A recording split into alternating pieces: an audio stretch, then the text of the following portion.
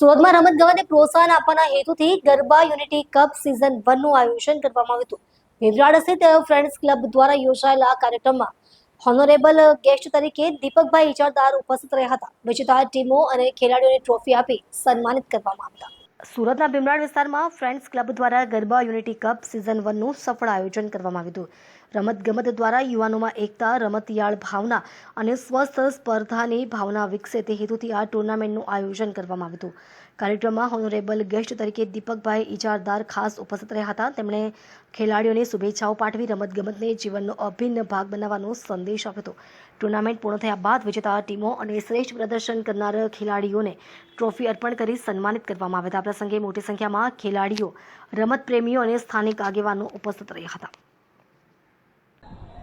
માતાના નવરાત્રિમાં ગરબાની પ્રેક્ટિસ જુવાનિયા અને જુવાનિયા છોકરીઓ નાનલી ને નલ્લા છોકરાઓ એ પહેલાં ગરબા અહીંયા ગાવા અહીંયા ચીફ ગેસ્ટ અને ટાઇટલ સ્પોન્સર તરીકે મને અહીંયા આમંત્રિત કર્યો છે. એ સુરત ગરબા યુનિટી ક્લબના બધા ફાઉન્ડરો અને પ્રેસિડેન્ટ અને એમની ટીમો ને હું નમીને બહુ આભારી છું કે મને આવું સન્માન આપ્યું. અને તમે જોયું હશે કે કેવું મારું સ્વાગત કર્યું ને ફટાકડા ફોડીને.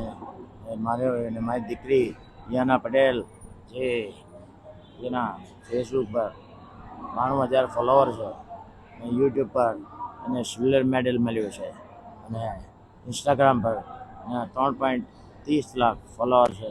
એવી અમારી રિયાના બેગમ એટલે છોકરી 8 વર્ષની થઈ 23મી જૂને અને મને પગે લાગવા આવી હતી ત્યારે બગલામાં ઠીક છે પણ ખુશ કરીને મોકલી. આજે એણે બી બહુ સરસ ગરબા ગાયા. મારી આજે હું બી છોકરાઓએ ગરબા ગવડાવ્યા અને મને આવડે નહીં ગરબા તો બી ગાયા બરાબર રીતે. અને અમારી સાથે આ વિજયભાઈ માસ્ટર છે સારંગ ક્લબના, સારંગ સમાજના કહાર સમાજ જે હોય તે એના પ્રેસિડેન્ટ છે અને પોતે બાહુબલી છે. એના બાવડા જોઈ તો 8 પેક્સ છે. હમણાં બહુ મારી લેવલની ઉંમરે મારી ઉંમર 59 થાય અને વેઇટ 97 તો જોરદાર ગરબા ગયા મેં. અને હવે આ ગરબામાં